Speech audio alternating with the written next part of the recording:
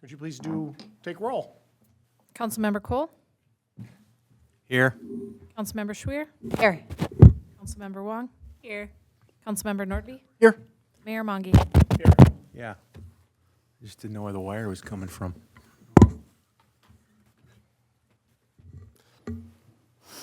Up the agenda next. Do you want to go through, or do you want to? Yeah, I can Go ahead. take it from here. Thank you. So, So moved. Second? Okay. I know if we had to read it before we adopt it. Sorry. no, Still learning. Yep. Lisa. All right, go ahead. all right, thank you, Mayor. Tonight, topic is the community center discussion. Kind of the background is staff's been working with Wold Architect Group and lobbyists from Larkin and Hoffman on the community center project. Wold will present on their draft feasibility analysis to improve the facility. Larkin and Hoffman will provide an overview of their efforts to lobby state and local government for potential funding to support the city's efforts in revitalizing the community center. Brandy will start off with just a quick timeline of what we've seen with the community center to get us up to now. And I'll turn that over to Brandy, our Community Development Director, please. Hi, everybody. There was some questions from our new council members as to some of the background of the community center, so I took some time doing some research, because it's fairly new to me too, how this building came to be and how it came to be where it is today. So I looked at old lease agreements, city council meeting minutes, packets, since the beginning of time, and whatever other files I could find in the folder. So it was a rather quick timeline prep, so I don't have a ton of details on these items. If you have questions that we need to dig into, I can do that at a later time. But what I know is that the community center was built in 91, 92, primarily as a fitness and recreation facility, and it was doing well in that capacity until about, I think, around 2000, when there was some concerns with maybe membership quantities. There were some renovations, I'm not entirely sure what they were, in 2004 and 2007 in the amount of $2.8 million. There was a focus group that our former Mayor Furlong was on in 2009, and I believe that the purpose of that was to try to determine how to better serve the needs of citizens in a digital format versus paper sort of dealing with memberships. Then in 2010, the school district entered into an agreement to operate the Polar Den, which was a coffee shop and a commercial baking class. And then in 2010, the county library entered into an agreement with the city as well. At that time, they contributed for the design and the construction of the library portion of the building. And that lease agreement is in place still, and it will terminate in 2030. A joint powers agreement was put into place between the city and Maplewood for recreation programming in 2010. In 2012 is when the city council started to take a hard look at the facility in terms of what it cost, what it was bringing in, and some of the deferred maintenance items. And there was also a policy citywide that was kind of put on the books that was intended to reduce overall expenditures by $250,000 each year over 3 years. And so in 2012, the way they did that was by reducing or eliminating 2 police officers. And then 2013 was when they focused on the community center. The city then prepared a economic assessment report that was put together by an intern at the time. And that ultimately recommended the repurposing of that facility. And then from there, they explored repurposing the community center, and they engaged with the school district as a potential leaseholder. And then in 2013, the school district into a lease with the city. And so the intended uses of that lease were after-school activities, recreation, service learning, adult education, and other community-type partnerships like the Scouts or others. And that lease, I guess, vacated or terminated in 2014. That's when the school district vacated the property. And then it was turned over to Ability Academic Athletics, which I believe is the hockey facility. Does that okay? And so they held a lease for a couple of years, and then they sublet to Kokoro Volleyball. Kokoro Volleyball has its own sublease with a holistic wellness. And in 2017, the Hockey Association's lease terminated, or they asked to terminate it before it was done. for a fee of $25,000, so they got out of it by paying. An appraisal was done in 2019, and it was valued at that point for $2.4 million. A couple of purchase offers came in, one from Shifsky's for $950,000. Kokoro had an unofficial offer to purchase the building. It was very detailed, and it had a lot of, here's what the expenditures are for the city, here's what the taxation could be. It wasn't an official offer, though, so I'm just kind of putting this in here as an FYI. If you want to have more information, I can provide it. But ultimately, the city council in 2021 decided that we should keep the building and not sell it, and that was approved by a 4-to-1 vote. And since then, last fall, we have engaged Wold to prepare a facility assessment, which they'll present momentarily. And then we've also engaged with lobbyists from Larkin and Hoffman, and they're lobbying for us on our behalf to see if we can get some funding from the state and federal government for improvements to the building. That is all I have. Any questions for me? Do we, for 91, 92, what's the original price for the community center? Do we know I that? don't have that information. Oh, the build price? Yeah, the whole, do it, Sorry, I don't have that. was it like 1.4 or something like that? Does that sound about right? That would be close, yeah. 2004 to 2.8 was put into it? I do not 2004 to 2007, yeah. I guess we go on with the proposal. Does that sound, Ron? Okay. I don't remember that. I think I pulled that factoid from another PowerPoint presentation about the timeline of the community center, so I didn't have any hard document to really put that number down. All right, I was just curious. Thank you, appreciate it. You're welcome. Hi, Hello. welcome. Thank you. Thank you guys for having me, Mayor and Council. All right, we're up on screen. Wonderful.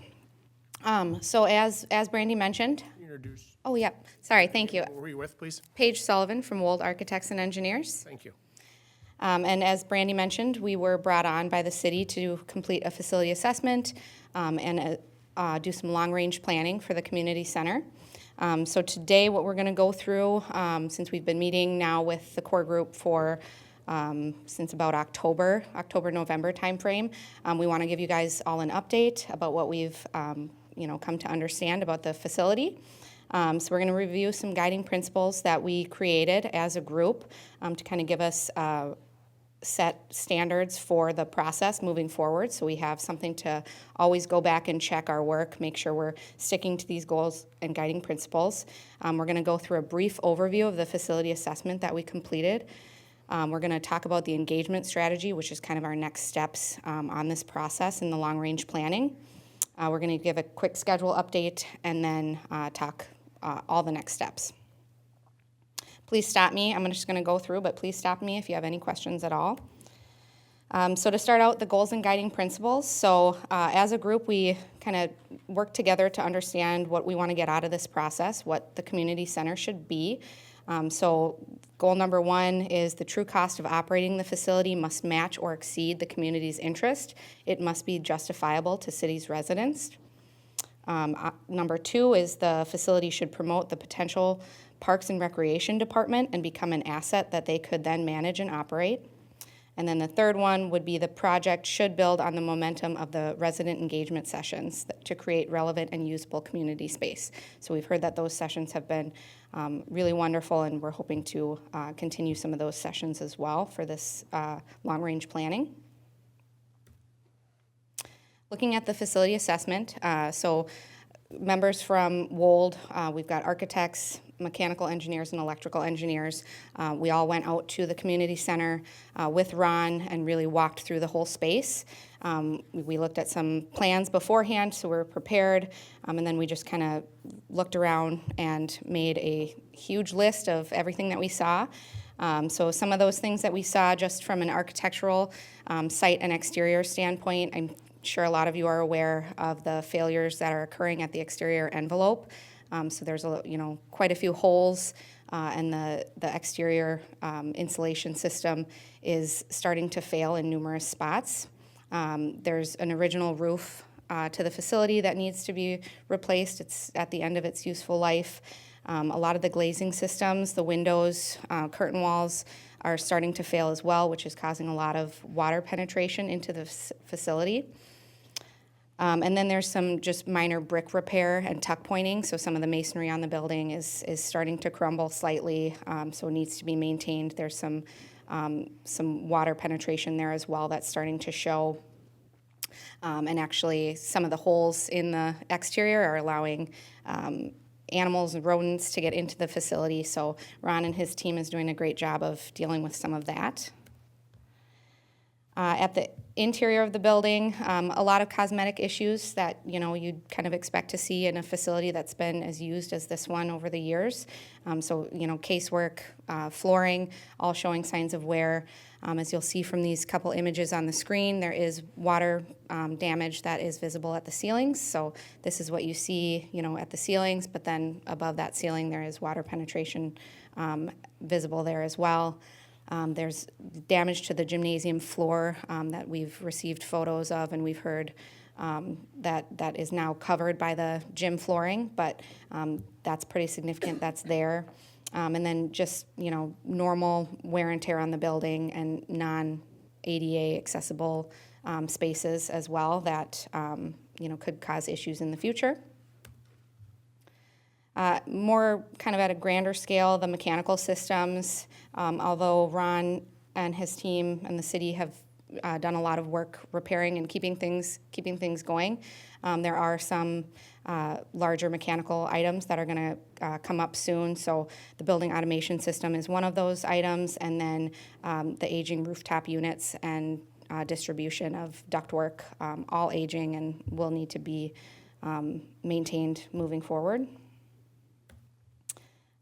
The electrical systems as well, there has been a move towards LED in the facility, but we need to look at all of the lighting to be replaced with LED and low voltage controls.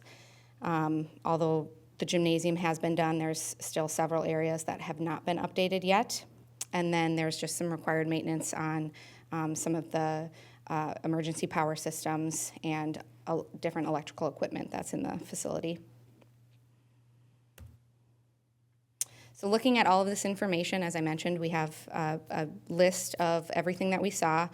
We went through with the core group and we prioritized, what needs to be done in 0 to 2 years. We talk about being a priority 1, so those items are, life safety issues that need to be completed right away. We did not find any of those major life safety issues, so that is a good thing. But then deteriorating items, so if you let something go and it's going to further cause further damage to other areas of the building, those things you want to take care of right away. So that would be in this priority 1, 0 to 2 year time frame.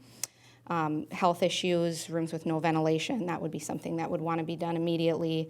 And then accessibility issues that go along with accessing the building, and then circulation within the building and restrooms and things like that the public, would come in contact with right away.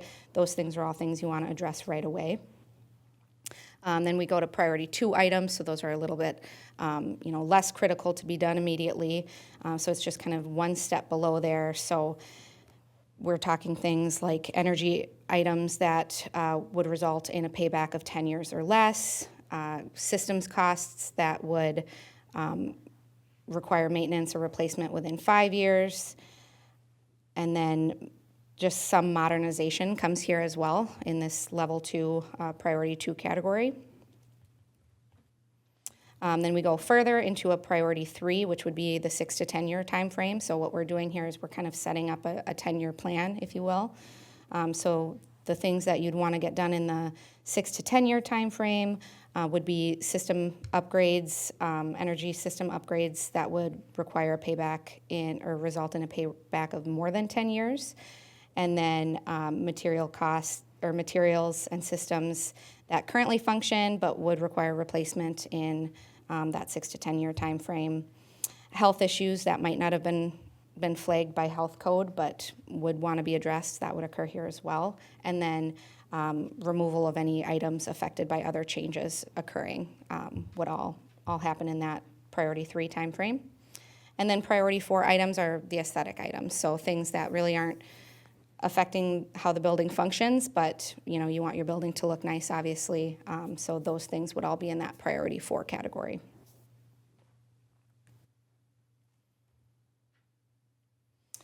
And then moving forward, so now that we've completed that phase, you know, we've completed the phase, but it's still kind of a work in progress because although we've identified all of these things that, the laundry list of things that the building needs, until you know what program is gonna go in the building, how the building's gonna function, it's not really realistic to just say we're gonna tackle all of these things right now.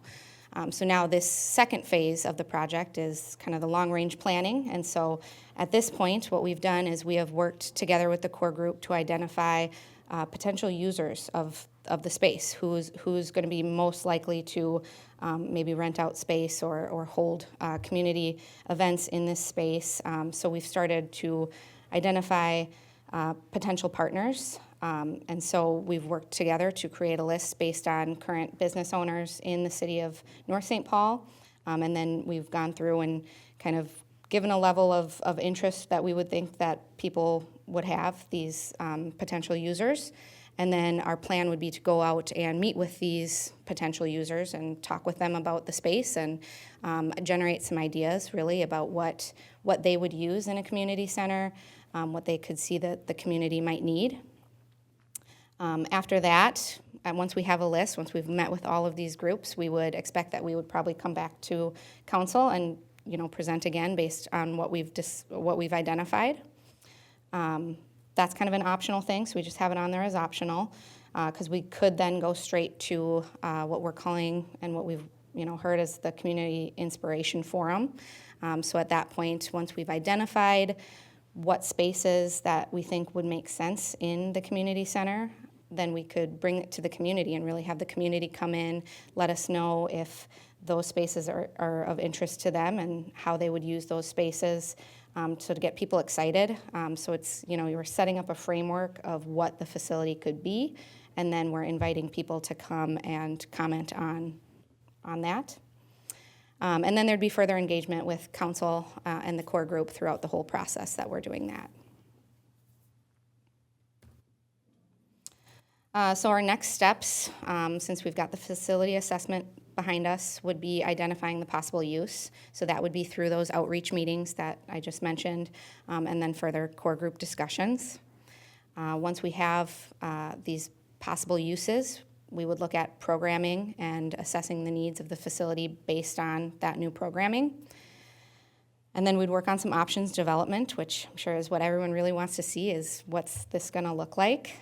So then we could do an additional workshop at that time to present some of the options that we come up with.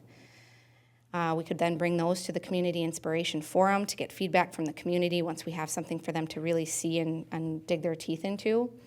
Then we'd foresee probably another council workshop, as I mentioned. Then we'd understand budget really at that point. Once we have a use and here's what the facility could be, then we can identify exactly what needs to be done to make it usable for the program.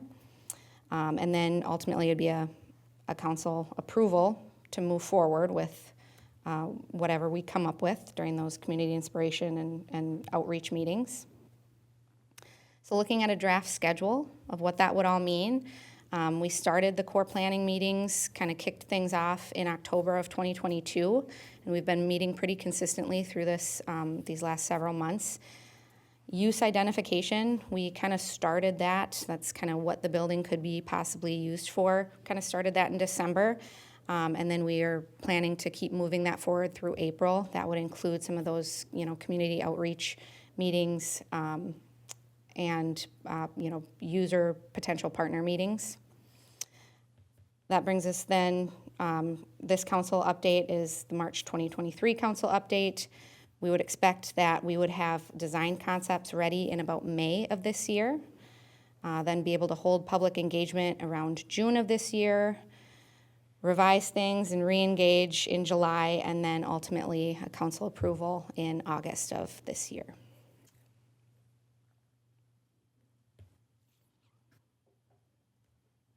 And that is what we have for you today. So I'm happy to go back to anything, hear questions. Any questions, anyone? Good job, Paige, thank you. Thank you. Thanks. Thank you.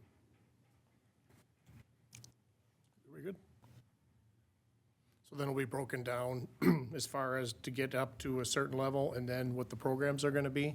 Is that, because it sounds to me like there's system things, no matter what, to get it up to a building that is workable as far as ventilation and everything else. And then the other part of it is to figure out what's gonna happen on the, if there's remodeling for certain programs or things like Correct. that. Correct, yes. Thank you. Three of us are new as far as council members, so Yes. we weren't involved. And your price, is that a total bid for this? Is this a package bid for them to do the analysis here? Okay, Yes, the long-range planning and the facility assessment, all of that was packaged under our scope of work. So, we're done with the facility assessment part, but what comes next is really going to inform what needs to be done from the facility assessment standpoint right away. And like you mentioned, once you start tearing down walls and whatnot, some of that facility maintenance, deferred maintenance items, gets eaten up in a potential construction project because once you're tearing down walls, you're affecting ceilings and all the kind of aesthetic things are going to get addressed at that point. Mechanical systems then fall into that realm as well. So exterior envelope, that kind of stuff, that would be something that as long as you're not touching the exterior, those numbers might not change. But as far as anything on the interior, those are going to really depend on what's going in there. and part of the proposal is to have something alongside the building that's, animals can't get into? As Yes. far as not the same stuff that's on there now? Yes, we have discussed that, and that's what we are looking at in our facility assessment. We did provide numbers for a metal panel instead of the exterior insulation system that's on there currently, because repairing that it's pretty difficult. It can be done, but it's pretty difficult, and, animals got in there once, they might be able to get in there again. So based on discussions that we had with the core planning group, we decided to look at a metal panel solution instead. So the numbers that we have in our facility assessment right now do look at replacing with metal panel. Thank you. Yes. Any other questions? Just want to thank you for your presentation. I know you've been working with us for, a while now, and, I really appreciate your engagement strategies and efforts, and I really look forward to what the community has to say. And I think we've heard some before, but definitely looking forward to how they're going to shape this. So thank you. Yes, thank you so much.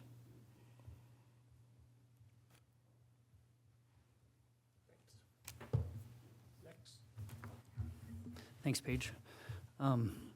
Next up, we'd like to have Larkin and Hoffman. We have Grady here to speak to that. Welcome, Grady.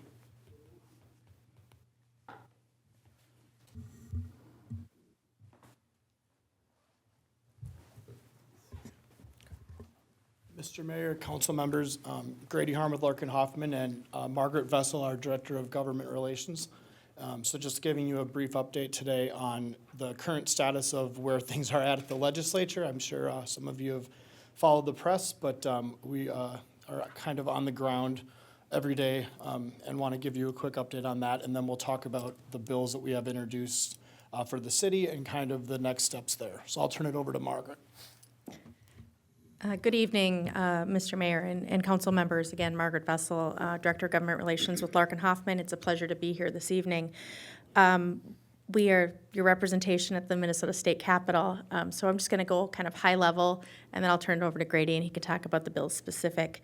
As you may all know, session started on January 3rd of this year, and at that time we had a budget surplus of $17.6 billion. A lot of that was one-time money, but it certainly meant that the state was in good economic health and everyone was encouraged. What that meant, and then of course with the elections in November, we had what people are calling the trifecta. So the Governor Walz is of the Democrat Party. The Senate has a 1-vote majority for Democrats in the Senate, and then the House has a 5-vote majority with Democrats being in charge. So all three bodies are controlled by the Democrats. And I will say they hit the ground running. If I look tired, it's because I am. We have passed a ridiculous amount of bills in a very, very short time. As of yesterday, there were over 2,700 bills introduced between in either body. That is numbers that we've not seen ever before. It's just they're introducing a ton of bills, and the bills are being moved and heard and moved out of committee. I would argue that they're moving bills at a rate of 4 times as fast as they have in years past. So again, it's a pace that people are struggling to keep up with. But the reality is that this new group that has kind of taken over is they're raring to go, and they really are hungry to get some things done. And we did see that in the month of January. They passed 4 major bills. And so now we kind of are in the committee process. The February forecast came out at the end of February, and that revealed that we have a $17.5 billion budget surplus. That number might sound weird, but actually we did gain some money. But for the first time in over 20 years, the state is now accounting for inflation. So we actually had about a $1.5 billion addition to our surplus, but because of the accounting for inflation, they will be using 17.5 to balance the budget and pass a bill by the end of May. First bill deadline is actually this Friday. It's the March 10th, and that means that a bill has to be out of a policy committee by the end of in one body by the end of this month. A way that they've kind of gotten around that is a lot of the committees are finance committees. So this is really relating to policy only. So if you have a pure policy bill, you would have to be out of one body in either the House or the Senate by this Friday. The second bill deadline is actually in 14 days after that, so the 24th of March. Again, that would be a policy bill that would have to be out of all policy committees. Technically, after the 24th, policy committees should be shutting down. But again, many, if not all, are both finance and policy committees. So I suspect that we'll still have the same number of hearings, or committees meeting, I should say. And then third bill deadline, which is when they have to pass out their omnibus bills out of the respective committees, is April 4th.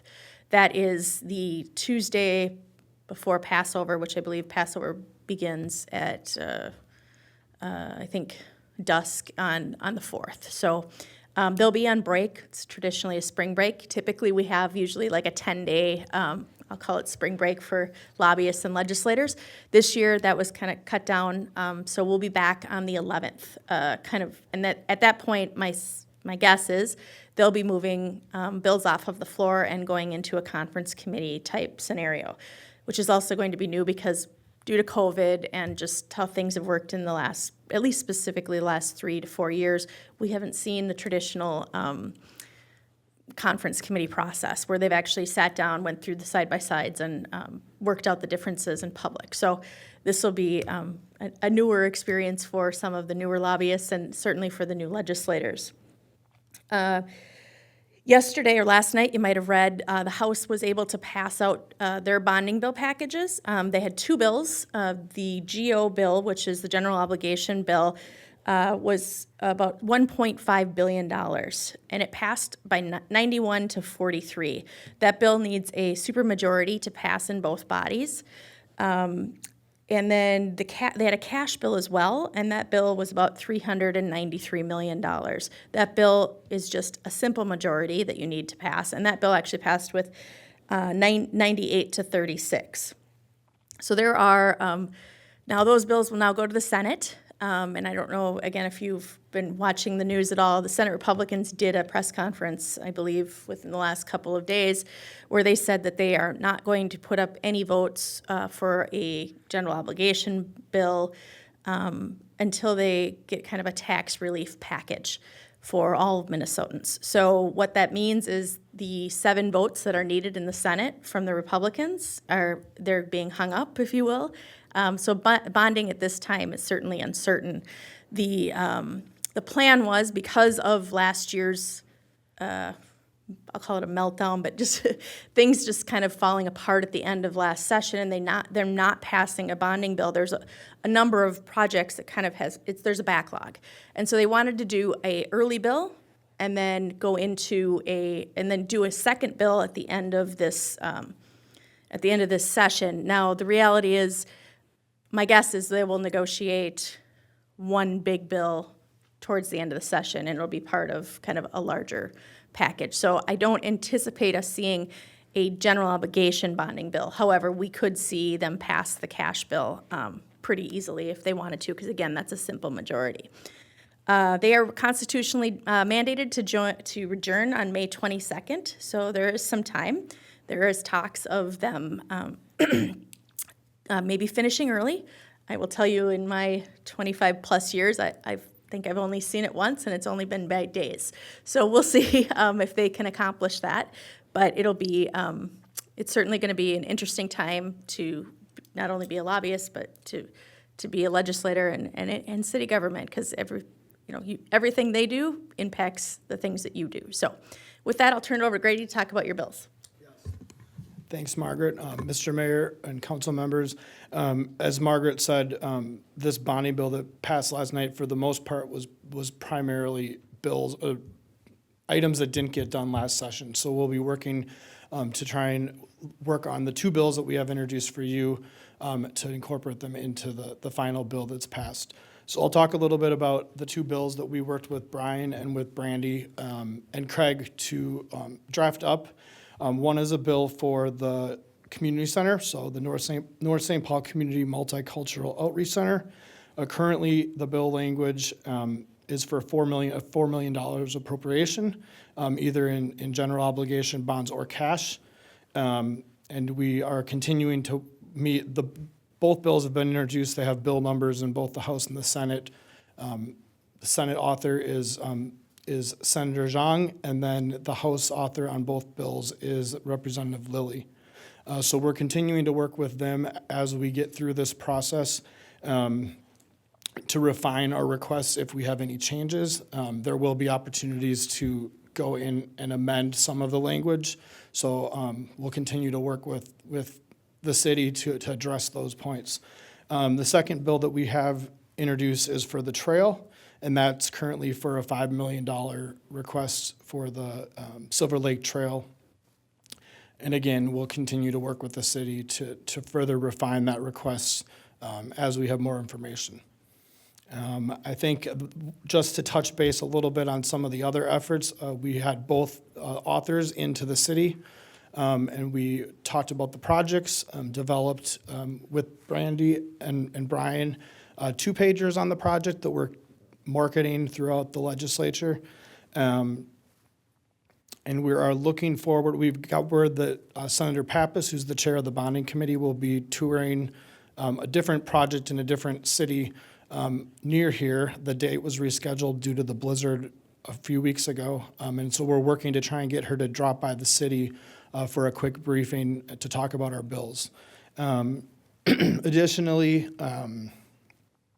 there will be opportunities as we go forward to engage the council and the mayor if we want to either attend committee meetings, there will be some hearings. Typically in the bonding committees, they're brief, so it's about a 2-minute presentation on your project, but we'll be keeping you in the loop as we have opportunities to do that. Lastly, just a little bit on the federal request is we have Megan Knight on our team in DC. We've been working to put together a request for a congressional spending request.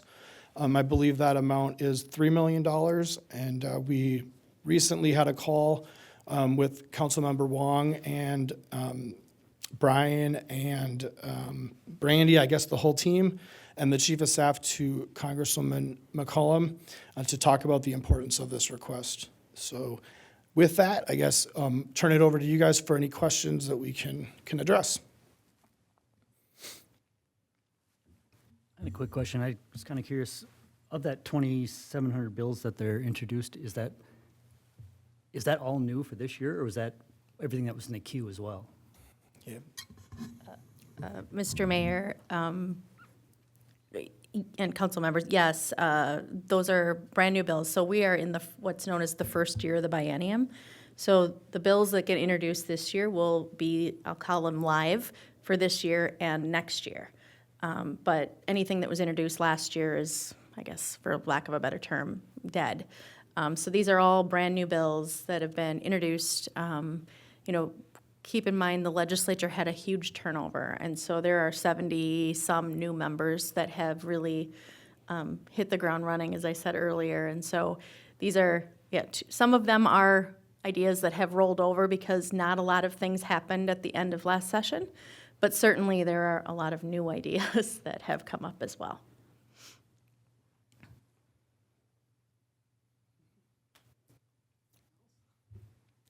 Thank you for your work. I know that there's a lot going on, it sounds like, crossing my fingers, and thanks for your work again.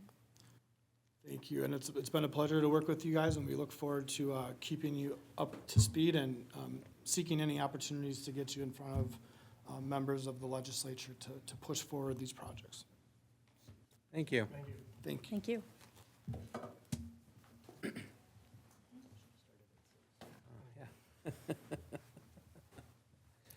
Time for dinner.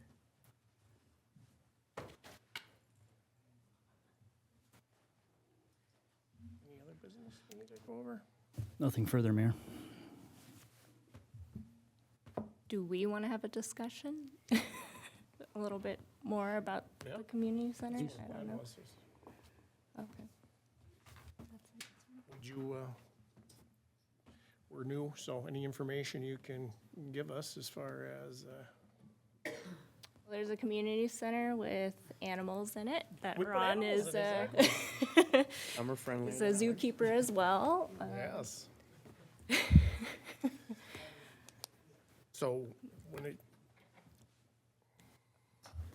trying to think of some, so as far as the community center, I was looking at some of these numbers, hopefully get some more answers on that, just to kind of get an idea of what it was originally, when we come time to understand numbers, back and forth, what that 2.8 was during that time, just to kind of get an idea of where it's at. If you were on the meeting as far as with Wold and that, is there anything else you would think would be good to bring up at this time?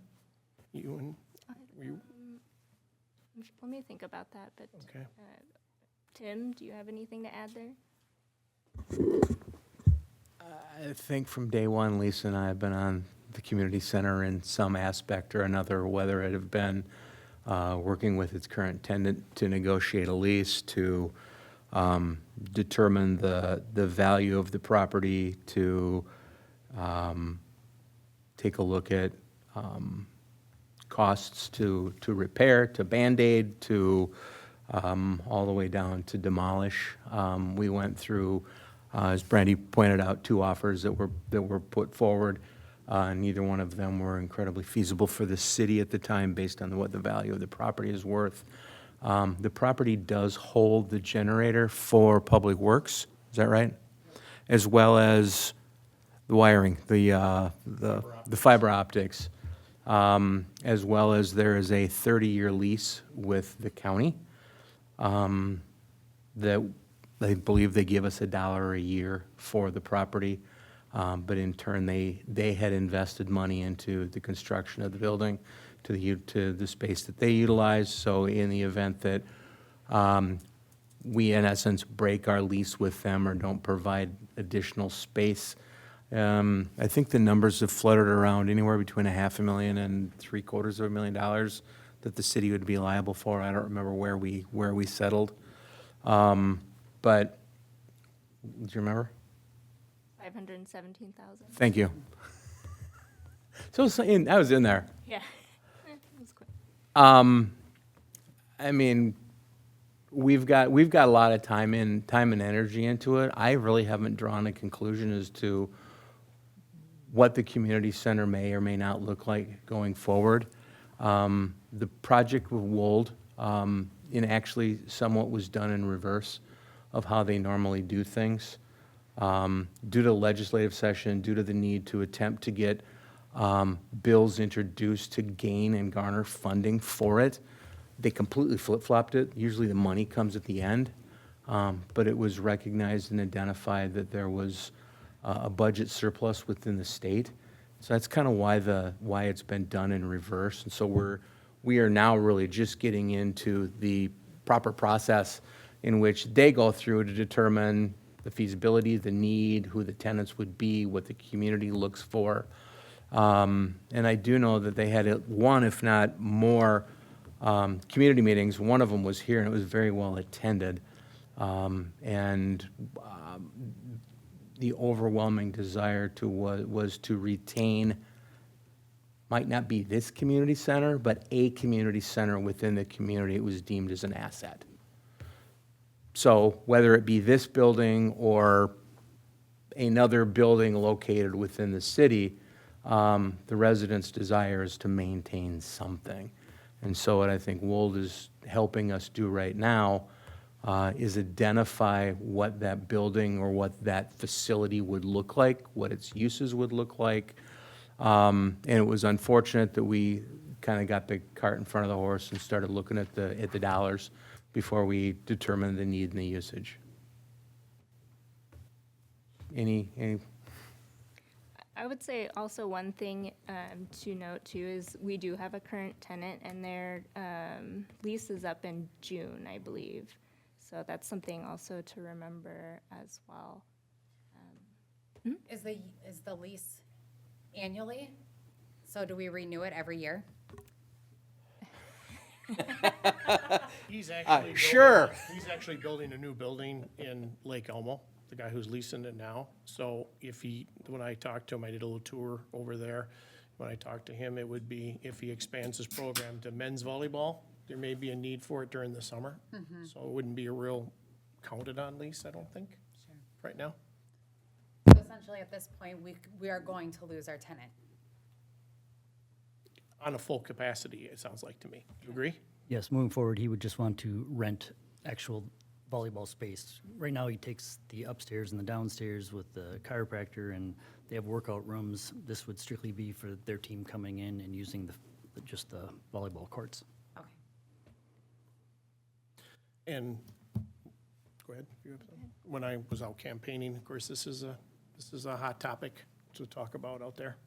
Because as far as understanding how, when it was built, the position, where it was built at, being kind of wedged in a corner like that, and the weird shape of the lot, and just having to pull the plug on it in 2012 as a regular community center. So there's been quite a bit of feedback back and forth out there. So as a council, being a new politician, I understand we're coming in as far as this project's been going on, but we'll all have to look at it with being able to figure out the numbers and understand where it's at, because it's something where we're inheriting, but we just have to get caught up with it. So I'm glad we got this information today.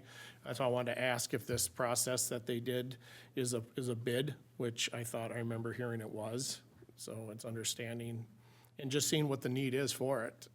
There's a need of a couple other places that have thought maybe a different community project can happen inside that building, but it's to get the building up to, in my mind, the way I look at it, and I did a tour, and I did sit in one time for your meeting when you were out, and I'm the one that actually brought up that siding, because the squirrels were going through it, it needs to have some other kind of not just fix that. So that's gonna add to it, but understand the whole, get it to this position, then from there, it can be redone to do that. I understand maybe you knock down a few walls, it may save a few things or may add a few things, which I think it'd probably add more than it's gonna save as far as moving forward, just to get it back up into that position. Yeah, I'm curious on what, the need, I mean, there are some needs identified already, the youth programming, elder programming, use for, courts. Those are the three that have, immediately popped up in what the needs assessments or the conversations. I'll also say it's in the comp plan over and over and over again. So I think what we've heard so far is it's definitely a need, just again, what does it look like?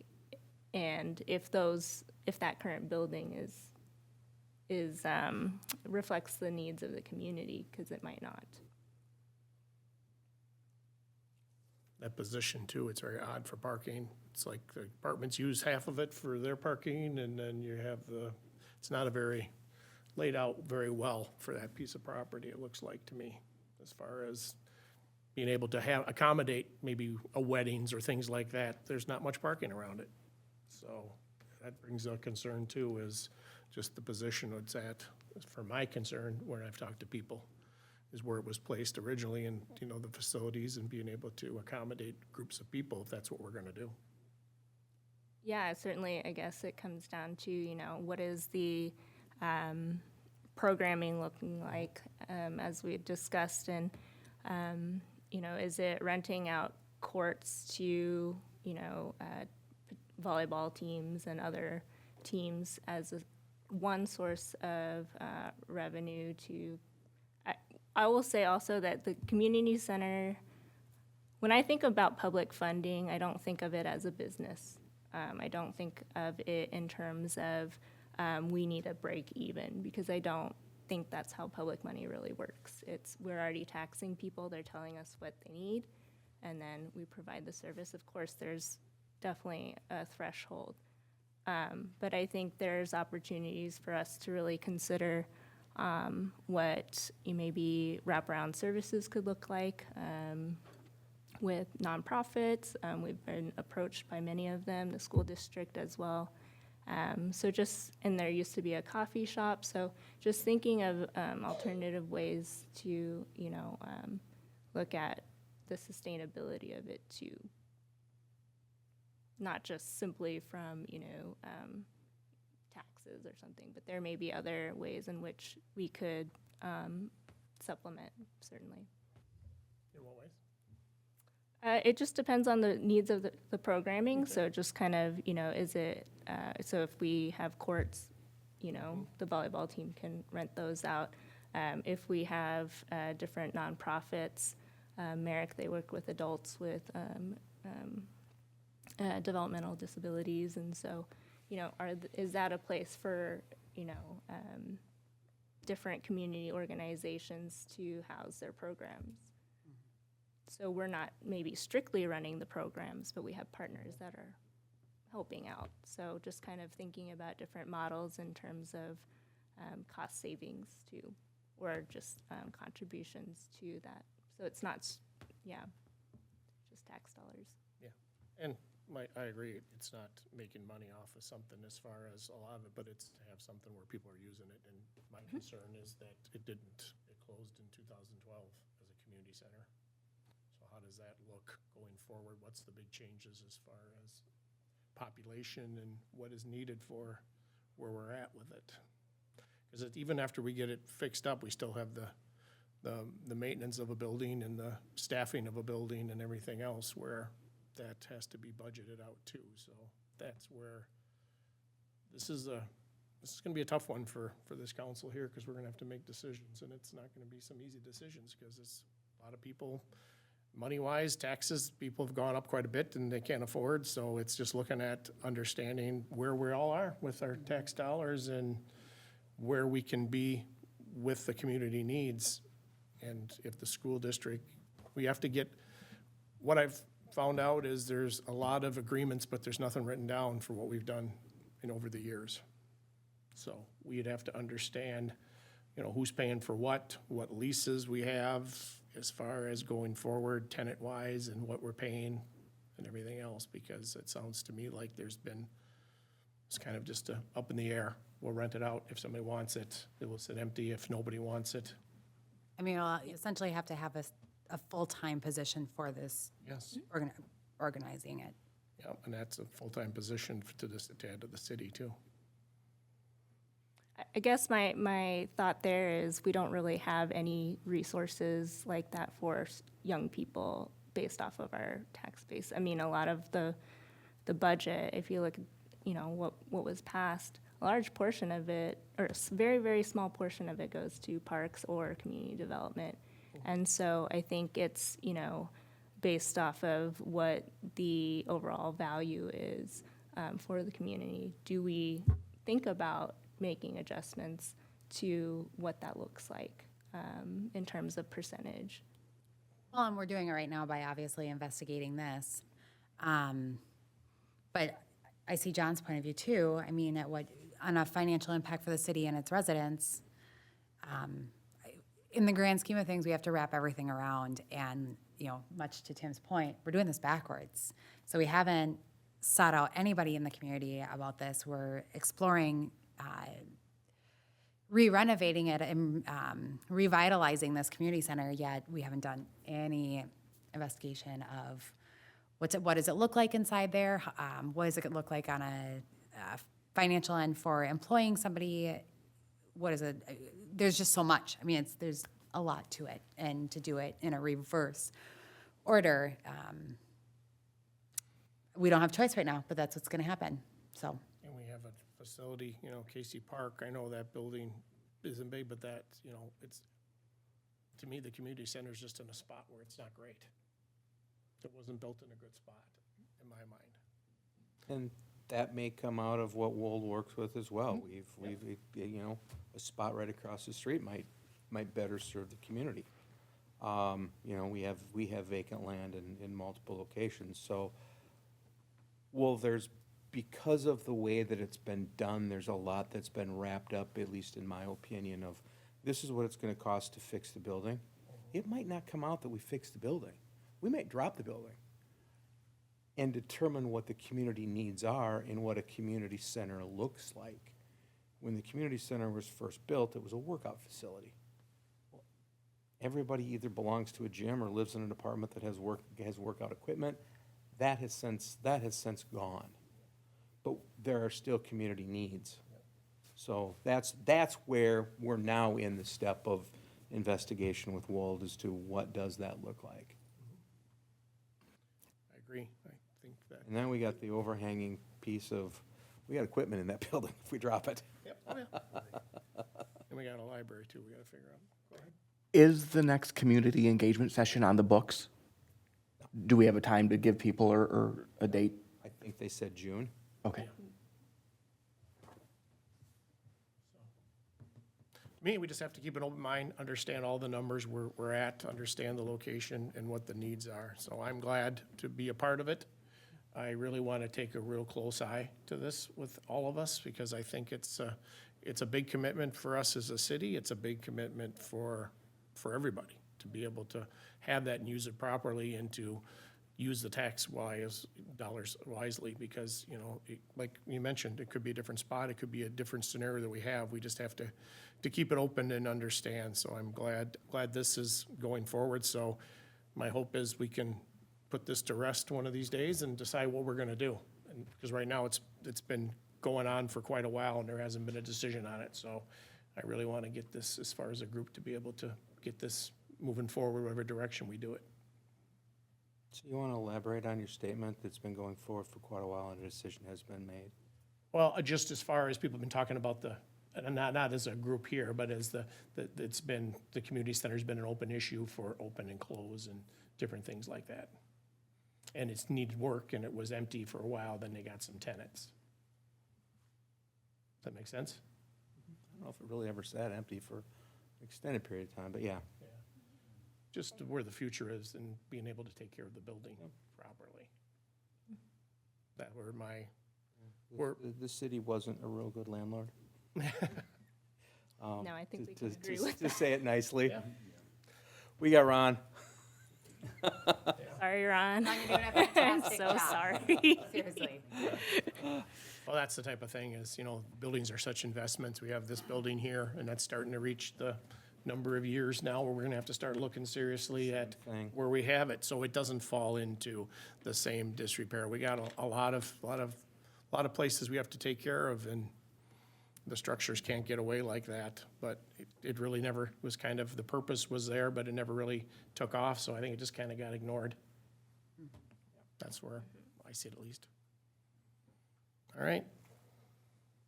Anything else, anybody?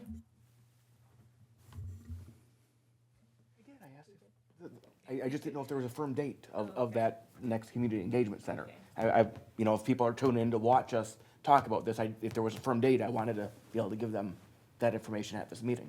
And I'm going off of memory. I thought it said June, but It did. oh, did it? Yep, Okay. it did. They're hoping July to I have won something that on one the well. council. Very good. But, I mean, given the fact that it's March, we probably should get it on the calendar, so folks are, We gotta get it out so people can come and get their, who do we Look need at to talk to get that going? Do we need to schedule that with Wald? We'll go through them, excuse me, we'll go through them, but also determine the best for us and the time frame for that, to see where we're at with the bill process as well, because it makes kind of a big difference moving forward, whether or not that happens, or we get that funding. So essentially, we really won't know anything till end of May, is what it sounds like with the bill and everything. Yep, based on legislatures. all right.